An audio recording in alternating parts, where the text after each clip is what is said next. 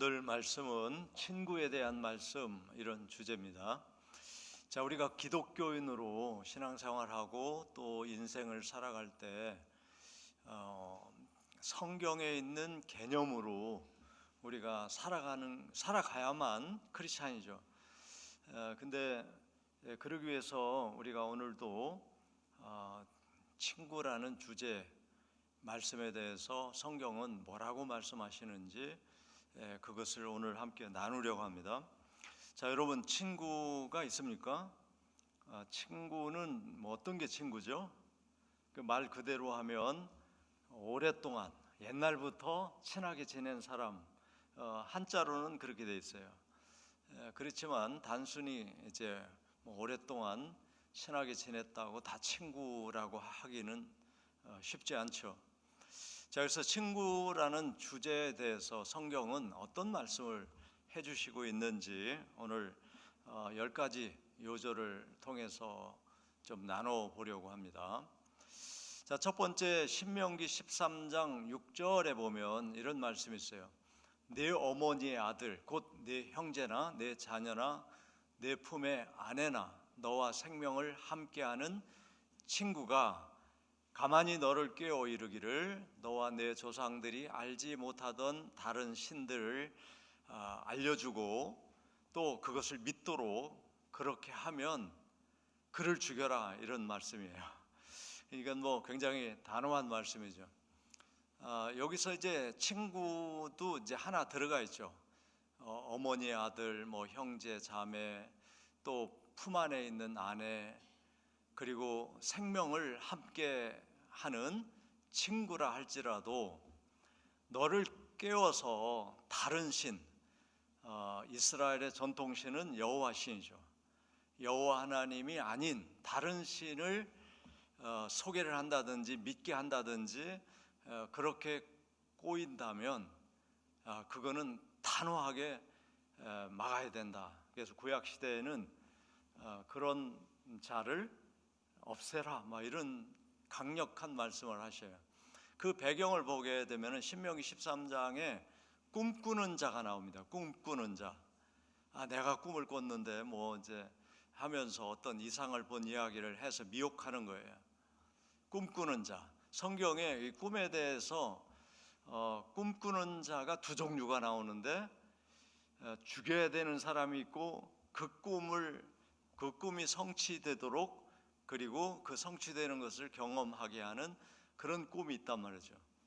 야곱의 꿈, 뭐 요셉의 꿈, 이런 꿈들은 하나님이 인도하시는 것을 보여주는 꿈이죠. 근데 신명기 14장의 꿈꾸는 자는 사람을 미혹하는 꿈이에요.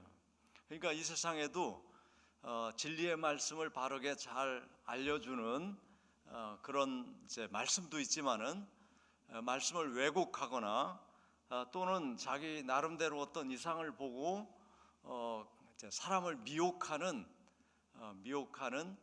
그런 설교자도 있고 목사도 있고 이단도 있고 뭐 굉장히 많죠. 자, 이제 그런 경우에요. 그래서 생명을 같이 함께 했다 할지라도 그런 친구, 나를 하나님을 믿고 예수님을 믿고 성령님을 믿고 크리스찬으로 살아가는 그거에 대해서 나를 잘못되게 미혹한다면 그건 단호하게 잘라야 된다, 이런 말씀인 거예요. 자, 오늘날도 이런 경우가 너무 많죠. 이 친구를 잘못 만나가지고 그 친구 때문에 이단에 빠지는 사람도 지금 엄청나게 많죠.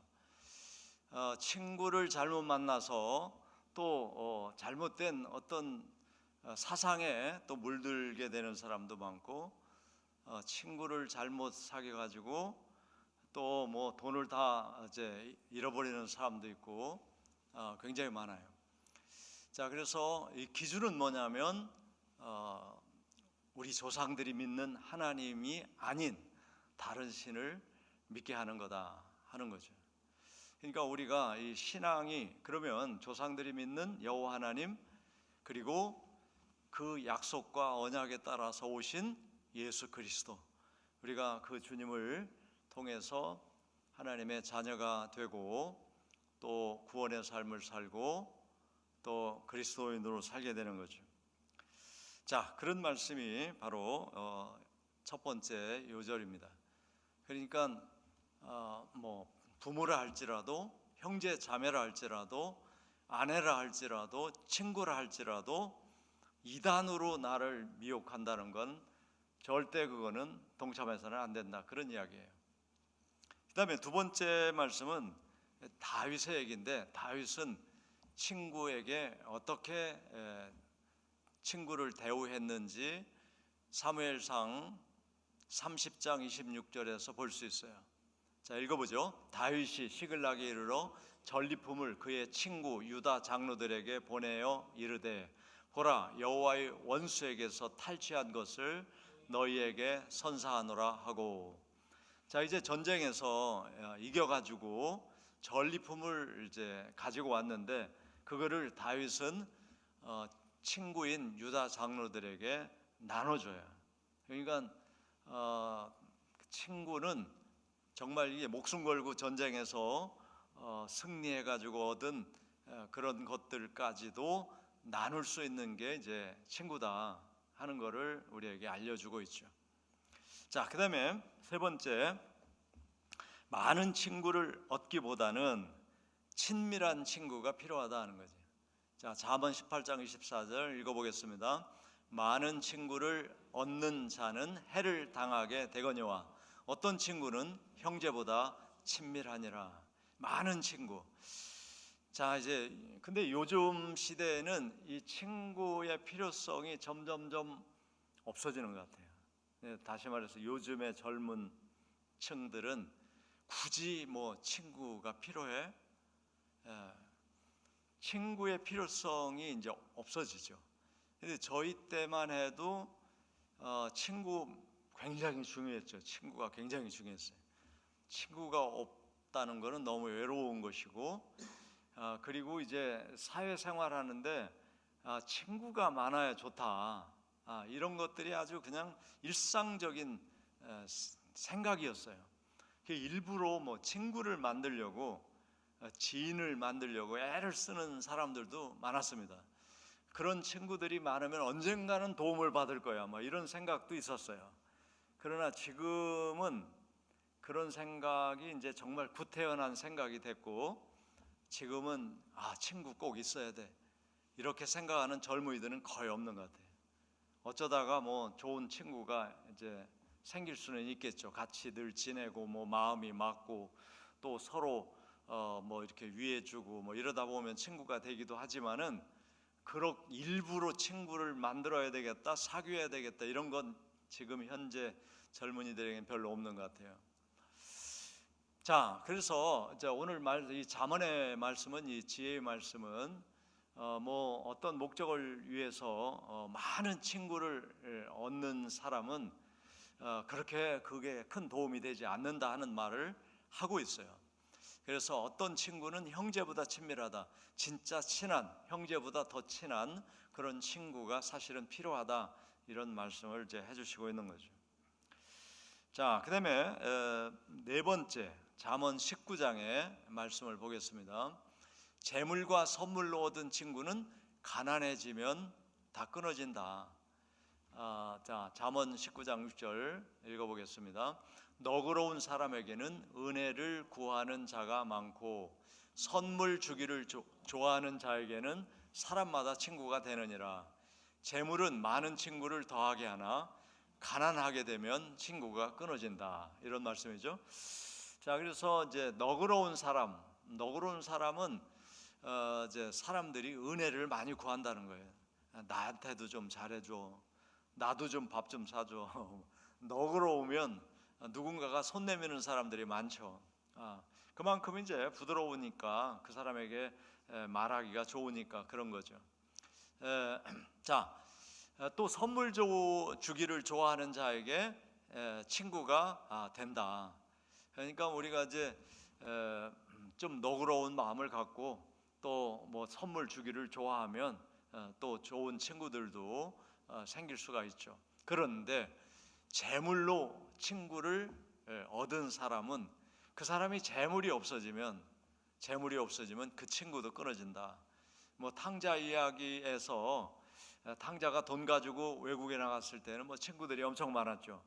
그런데 돈 다 쓰고 쓸 돈이 없었을 때는 그 친구가 하나도 없고, 탕자에게 너 그동안 나한테 많이 사줬으니까 우리 집에 가서 내가 너 먹을 거 해주고 너 우리 집에서 좀 지내, 이런 친구가 하나도 없었다. 그러니까 진실한 친구가 이제 재물로 만들어지지 않는다 하는 것을 알려주고 있습니다. 자, 그다음에 다섯 번째 뭐죠? 다섯 번째, 친구를 의지하지 말고 품 안의 여인에게도 말을 조심해야 된다. 이거는 이제 말 조심에 대한 말씀이에요. 말 조심. 자, 미가서 7장 5절이죠. 너희는 이웃을 믿지 말며 친구를 의지하지 말며 내 품에 누운 여인에게라도 내 입의 문을 지켜라.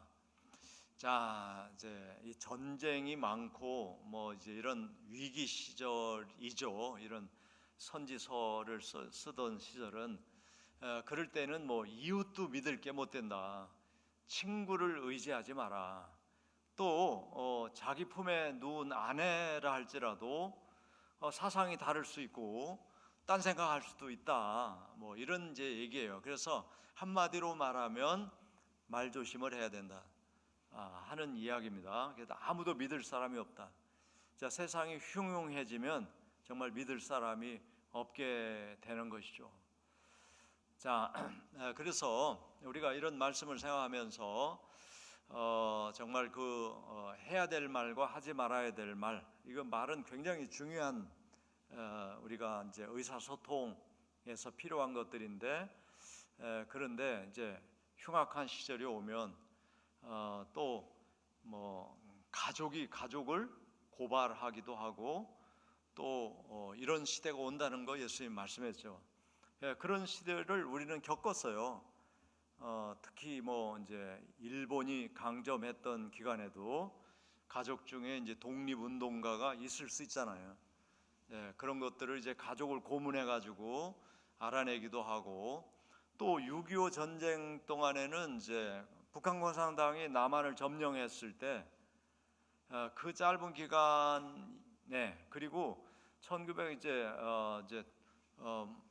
해방 전부터 우리나라 독립을 위해서 다각도로 독립운동가들이 활동했잖아요.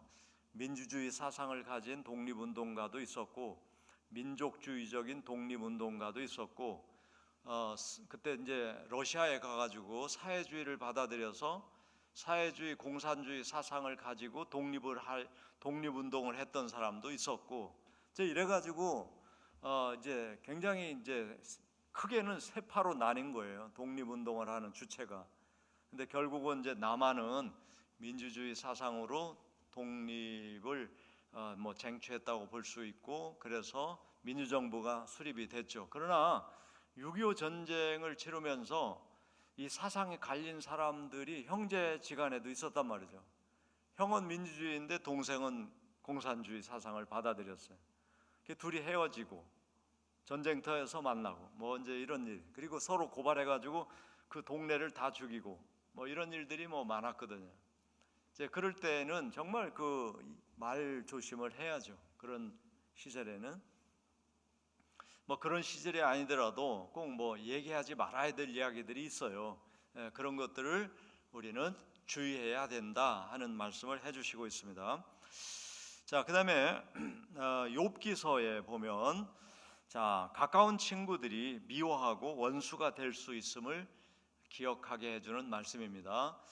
자, 읽어보죠. 나의 가까운 친구들이 나를 미워하며 내가 사랑하는 사람들이 돌이켜 나의 원수가 되었구나. 자, 욥이 이제 자기 친구들이 와서 자기 망했을 때 뭐 이런저런 조언을 해주는데 이제 미워하는 것 같아. 그리고 그동안 뭐 잘 지냈는데 이제 원수가 지금 되고 있구나, 이런 이제 이야기를 하게 되는 거예요. 실제로 이권이 달리면 이제 친구지간에 어떤 이권 문제에 개입이 되면은 원수가 될 가능성이 훨씬 높죠.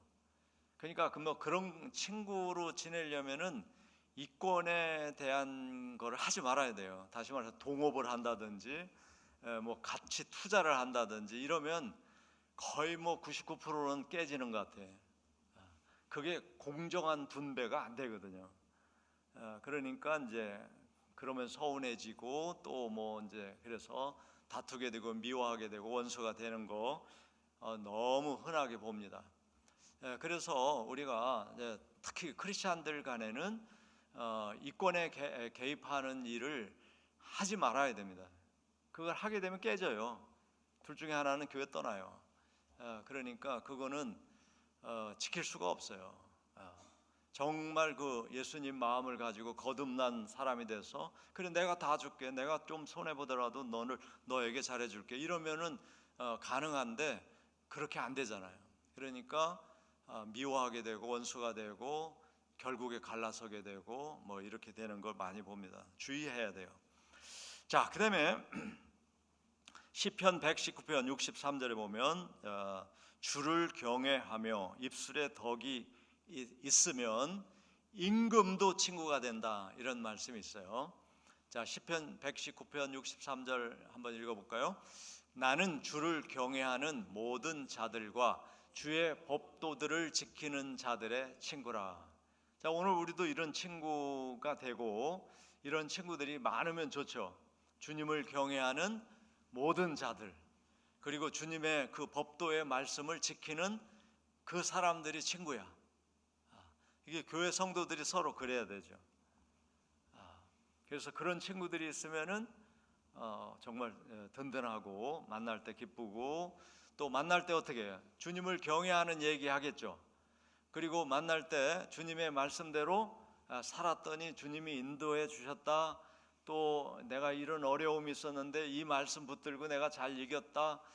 그리고 주님을 경외하고 법도를 지키니까 예배 생활 잘하게 되고 또 받은 은혜를 나누고 그래서 어려움도 이기고 또 하나님이 인도해 주시는 복을 누리고 이런 이야기를 할 수 있는 친구들이 정말 이제 많으면 좋은 거죠.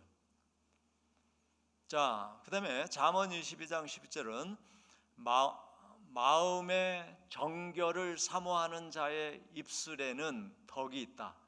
마음의 정결. 자, 우리가 이거 사모해야 돼요. 마음의 정결은 이랬다 저랬다 하지 않는 곧은 마음이에요. 곧은 마음을 사모해. 나는 곧은 마음으로 살 거야.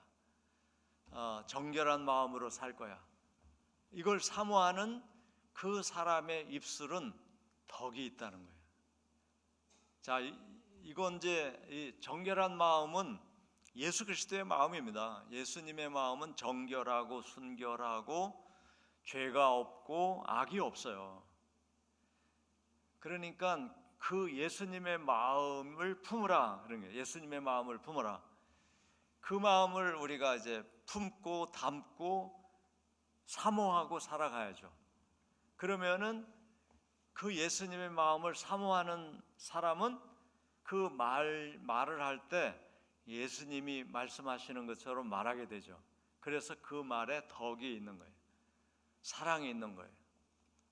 자, 그런 사람은 임금도 그의 친구가 된다.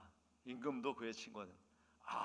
저 사람은 늘 같이 있으면 행복하고 또 도움이 되고 위로가 되고 그래서 우리가 예수 그리스도의 그 정결한 마음을 우리가 좀 사모하고 그 마음에서 나오는 덕을 쌓는 덕이라는 거는 사실상 이제 배려하는 겁니다. 상대방을 배려하는 거예요. 그 사람의 마음을 이해해주고 내가 그 사람에게 배려한다는 건 그 사람에게 맞추는 거예요. 나한테 네가 좀 맞춰 이게 아니라 너가 이런 게 지금 필요한 상황이겠구나 그걸 이해하고 내가 같이 있어줄게 그거죠. 그게 배려죠. 이제 그렇게 하면 좋은 친구가 되는 거예요. 여러분 주변에 그런 친구가 있나요? 없으면은 내가 그런 친구가 되어줘야 되겠다 이렇게 생각하면 이게 기독교적인 거예요. 예수님다운 거예요. 이게 예수님 마음. 근데 왜 나는 뭐 이렇게 좋은 친구가 없지? 참, 나는 복이 없어. 뭐 이렇게 생각하면 그건 좀 틀린 거죠. 나에게 좋은 친구가 없다면 내가 좋은 친구가 되어줘야 되겠구나. 그리고 내가 배려하고 또 정결한 마음으로 덕을 베풀 사람을 찾아보는 거예요. 근데 제 가장 가까운 사람에게 하는 거죠. 그러면 언젠가 그 사람이 나의 그 진정한 정결한 마음을 알아차리고 또 나에게도 자기도 하게 되는 날이 오게 되는 것이죠. 자, 이제 이렇게 인간관계 속에서 우리는 친구 중에 위험한 친구도 있고, 버려야 되는 친구, 끊어야 되는 친구, 조심해야 되는 친구, 그리고 친구를 돈으로 사귀면 돈이 없어지면 다 떠나간다는 이야기, 또 친구를 배려하고 덕을 쌓아야 된다는 이야기, 많은 이야기들이 나오죠. 자, 이제 이 중에서 또 이제 예수님이 친구에 대한 말씀도 해주셨고, 예수님이 자신이 우리를 친구로 여긴다는 말씀이 있어요.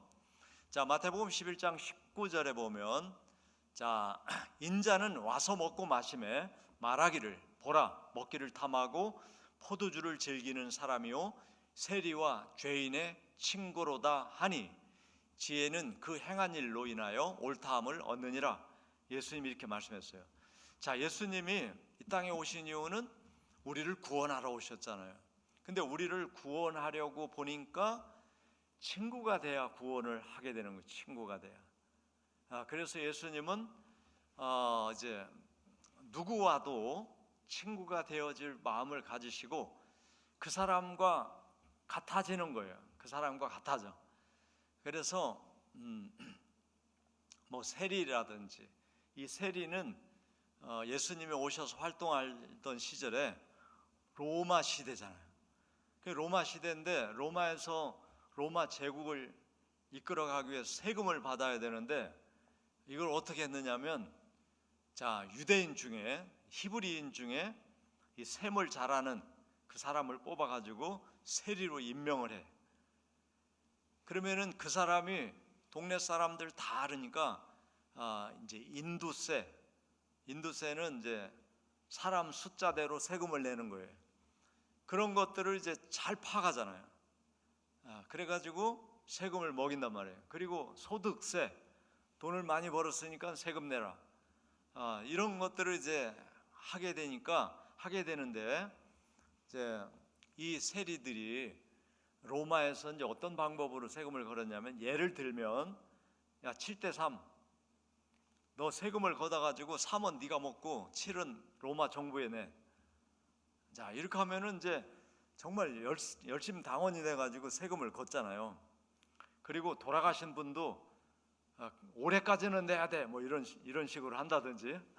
그러면은 돌아가신 분 뭐 3월에 돌아가시는데 나머지 9개월을 내야 되잖아. 뭐 이런 식으로 세금을 걷는단 말이에요. 그러니까 유대인들은, 히브리인들은 세리를 되게 미워했어요. 매국노다. 저는 매국노야. 지금 봐줘야지. 우리 같은 국민인데 봐줘야지. 뭐 더 뜯어가냐, 막 이래가지고 매국노야. 그러니까 뭐 친구가 없는 거예요. 세리는. 뭐 우리가 너무 잘 아는 삭개오라든지, 뭐 마태도 세리인데 예수님 부름을 받았죠. 이제 이런 사람들은 사실 친구가 없는 겁니다. 근데 예수님이 그런 자들을 구원하러 오신 거예요. 그리고 뭐 몸을 파는 그런 여인들이라든지 이런 사람들은 뭐 사실상 이웃들이 별로 없는 것이죠. 근데 예수님이 그들을 구원하시기 위해서 그들의 친구가 되어주셨다. 그래서 그들하고 같이 먹는 거예요. 밥을 먹고. 그러니까 유대인들은 철저하게 부정한 사람들하고는 밥을 안 먹습니다. 부정한 사람의 집을 가지도 않아요. 인사도 안 해요. 지금도 그래요. 그래서 세계의 많은 사람들이 유대인을 미워하죠. 지금도. 근데 어떻게 보면은 엄청나게 정결하게 구약 성경대로 살아요. 근데 그거를 자기 의지로 하죠. 그러니까 유대인들도 엄청 힘든 거야. 그걸 배워가지고 그대로 살라니까. 근데 우리는 예수 믿는 거는, 예수 믿는 사람들은 내가 지키려고 하지 않죠. 내가 지키려고 해봤자 위선이고, 진짜로 지켜지는 게 아니라 지켜야 되기 때문에 지키는 것일 뿐이에요. 그래서 예수님 오셔가지고 우리 그렇게 하는, 나라고 생각하는 겉사람, 육의 사람을 장사 지내주고, 예수님을 통해서 내가 육체가 죽었지, 예수님 안에서 죽었지, 그러니까 내가 위선적으로 할래야 할 수 없는 상태가 됐고, 내 속에 있는 진짜 나, 영의 사람으로 나는 말씀을 좋아하고 하나님을 좋아하고 그 율법의 내용을 내가 이해하고 좋아서 나는 지키려고 지키는 게 아니라 좋아서 지키는 사람이야. 이렇게 바뀐 게 기독교예요. 그러니까 유대인들은 그러나 지금도 의지로 지킨단 말이에요. 자기 의지로, 자기 자아로 지켜요. 그러니까 얼마나 힘들겠어요. 자, 그래서 근데 예수님은 그래서 이제 그런 율법의 제약을 받고 사는, 율법 때문에 죄인이 된 사람들을 그 죄로부터 해방시키려고 오셨기 때문에 그들의 친구가 되어주시는 거예요. 유대인들은 그 집에 안 가지만 예수님은 가셔요. 유대인들은 밥을 같이 안 먹지만 예수님은 우리 같이 먹자. 너하고 나하고 똑같아. 같이 밥 먹고, 그 다음에 포도주, 그래 너도 한잔 해, 나도 한잔 할게. 그 예수님이 포도주를 즐겼어요. 그러니까는 죄인들하고 술을 좋아하고 뭐 한다고 비방하는 거예요. 그러니까 예수님이 그 이야기를 하시면서 지혜, 아는 거는 그 행한 일로 인해서 옳다 여김을 얻는 것이다 하고 말합니다. 그래서 예수님이 하신 그 행위는 옳은 것이다 하는 거예요. 자, 우리가 어떤 사람을 구원하려면 그 사람과 거의 밥도 같이 먹고 또 술도 같이 먹고, 이거 안 되겠네. 지금 어떻습니까? 어렵죠. 그건 참 쉽지는 않아요. 왜냐하면 이제 우리나라 같은 경우는 이제 금주, 그리고 성경에도 또 금주에 대한 말씀이 많이 나옵니다. 우리나라 선교사님들이 와가지고 보니까 그냥 겨울 내내 그 막걸리를 만들어 가지고 먹고 이제 다음 해 일할 생각 안 하고 노름만 하고 게을러 터져 가지고 이 한국 사람들이 그러고 사는 거예요. 그래서 이 사람들을 개선시키는 방법은 금주, 금연, 그리고 뭐 이렇게 게으른 거, 이거를 고쳐줘야 되겠다, 이런 생각을 해서 우리나라는 이제 특별히 금주가 이제 어떤 규율처럼 돼 있어요. 그래서 이제 예수 믿는 사람 술 먹으면 큰일 나잖아요. 그렇게 돼 있어요. 그래서 이제 정말 이제 술 마시는 사람을 같이 술을 마시면서 예수 믿게 하기가 어렵습니다. 잘 이제 설명을 해야 돼. 우리가 이렇게 된 거는. 그리고 이제 요즘은 그런 말 하기가 좋아요. 왜냐하면 술이 건강에 안 좋은 것이 돼 버렸어요. 그리고 담배가 건강에 안 좋은 게 됐어요. 그러니까 이제 이거 뭐 의학자들이 얘기하는데 이거 안 좋대. 잘 설명하면 술을 안 먹고도 전도할 수 있어요. 다행인 거죠. 자, 그래서 어쨌든 예수님은 이제 이런 죄인의 친구라고 그런 이제 비난을 받았다. 그런데 예수님이 내가 너희를 친구로 삼는다는 말씀도 또 해주시고 있습니다. 자, 그 말씀이 이제 요한복음 15장에 나와요. 요한복음 15장 14절로부터 나오는데 13절에는 어떤 말이 있느냐면 이런 말이 있어요. 친구를 위해서 목숨을 버리는 것은, 친구를 위해서 목숨을 버리는 자는 그보다 더 큰 사랑이 없다, 이 말씀이 나오거든요. 그러니까 예수님이 모든 인류를 위해서 자기 목숨을 버리셨거든요. 그거보다 더 큰 사랑이 어디 있느냐 하는 거예요. 그러면서 너희는 내가 명하는 대로 행하라, 그러면 나의 친구야. 내가 말한 대로 행하면 너희는 나의 친구야. 이제부터 너희를 종이라고 하지 않을 거야. 자, 구약 시대에는 모든 사람이 종이었죠. 하나님의 종은 주인이 하는 것을 알지 못해. 너희를 친구라고 내가 여기노니 내가 내 아버지께 들은 것을 다 너희에게 알려줄 거야. 자, 그래서 실제 이제 노예 생활을 그때 당시만 해도 노예가 있었잖아요. 그러면 주인이 노예는 시키는 대로 해야 돼요. 그리고 노예한테 뭐 속 있는 얘기를 주인이 하지 않죠. 노예한테 왜 그런 얘기를 해요? 종한테. 그래서 이제 그때 당시 사람들에게 나는 너희를 노예 취급하지 않을 거야. 너희는 나의 친구야. 내가 말하는 것들을 받아들이면 너희는 나의 친구야. 내가 하늘 아버지께로부터 들은 이야기를 너희에게 다 알려줄 거야. 그게 이제 하나님 나라에 대한 이야기였어요. 자, 그러니까 예수님이 이 땅에 오신 이유는 바로 우리를 친구로 여기시기 위해서 오셨고, 그러니까 우리를 위해서 목숨을 버리시고, 그러니까 그거보다 더 큰 사랑을 할 수는 없는 거예요. 최고의 사랑을 우리에게 주신 우리의 친구 되신 예수님이다. 자, 그 친구가 우리의 구원자가 되신 것이고 구세주가 되신 것이고, 그 예수 그리스도의 대속과 부활을 믿음으로 우리가 거듭나고 영의 사람이 되고 또 하나님을 누리게 되고 이 땅에서 하나님 안에 있는 천국을 누리며 살다가 육체를 벗어버리고 진짜 영으로 계신 주님과 얼굴을 맞대고 영원히 살게 되는 은혜를 누릴 수 있게 된 것이죠. 자, 그래서 친구 중에 친구는 누구다? 예수님이다 하는 거예요. 친구 중에 친구. 여러분, 사람 친구가 없으면 바로 예수님이 나의 친구시다 하는 것을 생각하시기를 바랍니다.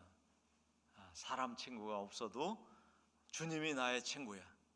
내가 주님의 말씀을 따라 살면 주님이 나의 친구가 되어주시고요, 그 주님의 사랑과 은혜를 누리다 보면 나도 저 사람한테 주님이 나를 친구 삼아 준 것처럼 나도 저 사람을 좀 친구 삼아 줄까? 요 마음이 성령에 의해서 생기면 주님이 하신 것처럼 하면 됩니다. 그러면 우리에게도 좋은 친구들이 많이 생기게 될 줄로 믿습니다. 자, 그 다음에 10번째 보겠습니다. 자, 친구에게는 어떻게 해야 되는지. 요한3서 1장 15절, 평강이 내게 있을지어다. 친구에게는 문안을 잘해야 돼. 문안. 여러 친구가 내게 문안하느니라. 너는 친구들의 이름을 들어 문안하라. 아무 것이야. 디모데야, 너 잘 있니? 하나님이 맡겨주신 일 잘하고 있어? 디도야, 잘하고 있어? 뭐 사울아, 뭐 바울아, 뭐 이렇게 이제 초대교회에 하나님 종들이, 하나님의 그 사역자들이 서로 문안했어요. 서로 격려했어요. 자, 이게 이제 우리가 필요한 거예요. 자, 우리 교회도 뭐 선교회도 있고 속회도 있고 한데 우리 속장님들이 속원들을 문안하고 또 속원들도 속장님을 문안해야 되는 거예요. 근데 잘 안 하죠. 속장님이 그냥 문자 넣고 전화하고 하지, 속원들이 속장님 오늘 이렇게 더운데 잘 지내요? 뭐 이제 입추가 돼서 조금 낫죠? 이러는 거 합니까? 왜 안 하죠? 안 하는 걸로 알고 있어. 안 하는 걸로. 저는 여러분들에게 매주 토요일 날 문안하죠. 내일 예배가 있습니다. 예배 광고도 하지만 뭐 여러분 얘기하고 뭐 어떤 소식 있으면 하고 또 여러분을 위해 기도하고 하는데, 여러분은 저한테 문자 합니까? 한 사람도 안 하는 것 같아요. 왜 안 하죠? 안 하는 걸로 알고 있죠. 근데 성경에 보니까 해야 되는 거예요. 해야 돼요. 안 궁금하나요? 저는 여러분이 궁금한데 여러분은 저가 안 궁금해요? 궁금한 사람이 한 사람도 없는 것 같아. 수백 명 중에. 근데 이제 이런 이야기를 안 해서 그래요. 안 해서 뭐 목사님한테 뭐 내가 문자를 굳이 해야 되나? 뭐 이제 이런 생각 때문에 그런데 그거 받으면 제가 기쁠 것 같아요. 우리 권사님이 더운데 수고 많다고 그냥 문자 해주시는 게 고마울 것 같아요. 이제 이 얘기가 뭐죠? 하라는 얘기예요. 해주시라는 얘기야. 물론 뭐 다 하시면 내가 그거 받기도 바쁘겠지만은 그래도 상관없어요. 다시 말해서 뭐냐면은 주님과 우리는 서로 친구, 주님이 친구 삼아 주셨다니까. 자, 그런데 그 친구를 삼아 주셨는데 이제 교회 안에도 마찬가지죠. 속장님과 속원이 서로 친구고, 선교회장님과 선교회원이 친구고, 또 담임 목사와 성도들이 친구잖아요. 우리가 예수 그리스도 안에 있는 친구. 그러면 서로 문안해야 되잖아요. 문안. 잘 있는지, 괜찮은지, 뭐 아픈 데는 없나, 힘든 일은 없나 문안을 해야 되잖아요. 자, 그래서 시편 122편 8절에 보면 내가 내 형제와 친구를 위하여 이제 말하리니 내 가운데 평안이 있을지어다. 자, 뭐를 문안하는 거예요? 평안하시기를 원합니다. 제가 평안하시도록 제가 기도하겠습니다. 이렇게 서로 하는 거죠. 그게 세상 사는 거예요. 그렇잖아요. 그냥 근데 우리나라가 지금 이제 사실상 막 경쟁 사회로 치닫다 보니까 서로 경쟁 대상자로 여기고 굳이 뭐 얘기해. 그리고 이제 혼자 사는 방법을 터득하기 시작해가지고 지금 우리나라는 세계에 뭐 거의 유일할지 모르겠어요. 조사하면 혼밥 먹고 뭐 혼자 뭘 하는 거를 편하게 여겨. 그렇죠. 그리고 사람과 뭘 이렇게 하는 게 힘들다고 생각해. 이게 이제 지금 병이 든 거예요. 혼자 있으면 심심하고 누구를 만나지? 누구한테 전화해서 좀 나와서 차 마시자고 하지? 이래야 맞는 건데 혼자 있는 게 편하고 누가 전화를 올까 봐 걱정이야. 이게 지금 병든 거예요. 병든 사회가 된 거예요. 그래서 이거를 극복을 못 할 것 같아. 교회에서 하지 않으면. 그리고 세상은 이제 로봇을 만들어 가지고 대체할 겁니다. 로봇으로. 그래서 이제 사람은 거의 필요가 없는 세상으로 가고 있고, 우리나라가 이제 이거 지금 뭐 굉장히 그 애를 쓰고 발달하니까 분명히 세계에서 로봇을 가장 많이 쓰는 나라로 또 이제 명성을 떨칠 겁니다. 지금 인구 대비 스마트폰 보급률이 1등이에요. 이게 다 100만 원 넘잖아요. 그런 거를 전 국민 지금 우리나라 할아버지 할머니들도 다 가지고 있어요. 조금 우리랑 다른 걸지 모르지만은, 그래서 90% 이상이 스마트폰을 사용하는 나라입니다. 이런 나라는 없어요. 미국도 이만큼 보급 안 돼 있고요. 또 뭐 웬만한 나라들은 어린 없습니다. 한 70% 쓰면 많이 쓰는 거예요. 근데 우리나라는 지금 90% 이상 쓰고 있는 나라가 됐어요. 그러니까 이제 조금 있으면은 로봇을 다 집에다 놓고 다 쓸 거예요. 그런 나라가 될 것 같아요. 자, 그런데 그게 사람답게 사는 거냐 하는 거예요. 사람답게 사는 거냐. 우리는 형제를 문안하고 또 친구가 되어주고 평안을 묻고 또 서로 주의 사랑을 나누며 살아가는 그런 명맥을 이어가는 교회 공동체가 돼야 되고, 교회가 활성화되고 행복하면 로봇하고 살아보니까 마음이 안 맞아. 또는 뭐 이 정감이 안 생겨. 이런 사람들이 이제 그런 사람들을 전도해야 되는 날도 머지않았다. 이런 생각까지 듭니다. 자, 오늘 친구에 대한 말씀, 우리가 이런 개념이 이제 표준 개념이에요. 하나님의 말씀이니까 이 개념을 가지고 지금 여러 측면에서 친구에 대한 이야기가 있었잖아요. 이걸 통해서 내가 친구 관계, 또 친구에 대해서 내가 조심해야 될 거, 또 친구랑 어떻게 지내야 되는지, 또 어떻게 친구를 맺어야 되는지, 어떤 친구는 친구가 될 수 없는지, 이런 거지 우리가 잘 분별했으면 좋겠습니다.